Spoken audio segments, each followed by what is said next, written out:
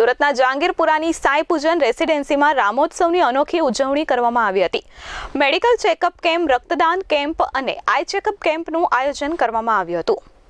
અયોધ્યામાં ભગવાન શ્રી રામની 500 વર્ષ બાદ પ્રાણ પ્રતિષ્ઠા મહોત્સવનું આયોજન કરાયું હતું। જય શ્રી રામના નારા સાથે ભગવાન રામની પૂજા અર્ચના કરી વડાપ્રધાન મોદીજીએ રામજીનું અદ્ભુત મંદિર લોકો માટે ખુલ્લું મૂક્યું હતું। ભગવાન તિરુપતિ બાલાજી જેવી સ્મિત, ભગવાન શ્રી કૃષ્ણ જેવું મસ્તક અને ભગવાન વિષ્ણુ જેવા શરીરના આકાર જેવી ભગવાન રામની અદ્ભુત પ્રતિમા બનાવનાર કલાકારને કોટી કોટી વંદન કરાયો હતો। ત્યારે દેશ અને વિદેશમાં દિવાળી જેવો માહોલ જોવા મળ્યો હતો। દેશના દરેક ખૂણે ખૂણે વિશેષ આયોજનો કરવામાં આવ્યા હતા। જે અનુસંધાને સુરતના જહાંગીરપુરામાં રામોત્સવની વિશેષ ઉજવણી કરવામાં આવી હતી।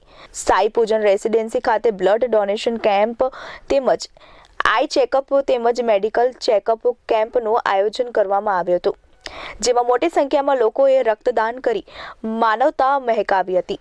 આ કાર્યક્રમમાં સાઈ પૂજન રેસિડેન્સીના પ્રમુખ જયેશભાઈ મહેતા, ઉત્સવ સમિતિ પ્રમુખ સનીભાઈ ટેલર, સંકેત નાયક, પ્રશાંત ગલિયારા તથા સોસાયટીના કમિટી મેમ્બરો સહિત તમામ લોકો ઉપસ્થિત રહ્યા હતા।